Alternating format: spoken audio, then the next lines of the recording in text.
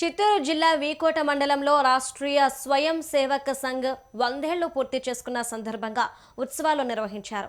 భారత మాతను విశ్వ గురువుగా నిలబెట్టడమే లక్ష్యంగా రాష్ట్రీయ స్వయం సేవక సంఘ్ పనిచేస్తుందని దక్షిణ భారత ప్రబోధన్ ప్రముఖ్ జనార్దన్ రాజు తెలిపారు.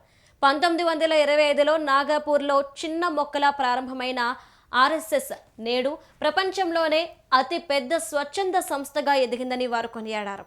హిందూ ఐక్యతే జాతి రక్షణకు మూలమని, సనాతన ధర్మాన్ని పరిరక్షించుకోవాల్సిన బాధ్యత ప్రతి ఒక్కరిపై ఉందని ఆయన పిలుపునిచ్చారు. ఈ కార్యక్రమంలో ఆర్ఎస్ఎస్ సేవకులు, బజరంగ్ దళ్ ప్రతినిధులు పాల్గొన్నారు.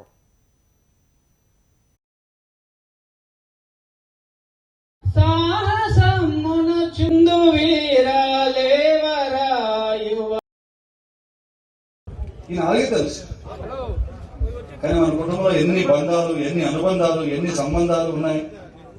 ఎందుకని ఇంట్లో ఎవరు ఉంటాయి కదా, ఉన్నది ముగ్గురే, వాడికి ఇంకేం తెలుస్తుంది అంతకంటే. కాబట్టి ఇన్ని సంబంధాలు ఉన్నాయి, ఇన్ని బాంధవ్యాలు ఉన్నాయి.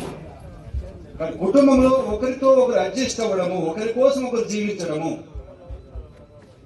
చెప్తారు, వ్యక్తుల్ని ప్రేమించాలి, వస్తువుల్ని వాడుకో.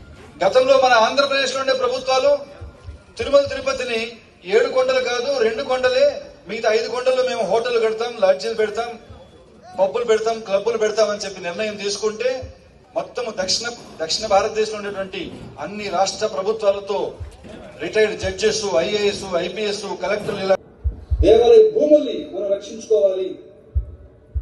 మళ్ళీ మన కుటుంబం నుంచే మొదలవుతుంది. కుటుంబంలో సంస్కారం, గ్రామంలో సమరసత, దేవాలయ యొక్క ఆస్తుల యొక్క సంరక్షణ, ఇవన్నీ చేస్తే మళ్ళీ భారతదేశం ప్రపంచంలో గొప్ప దేశం అవుతుంది.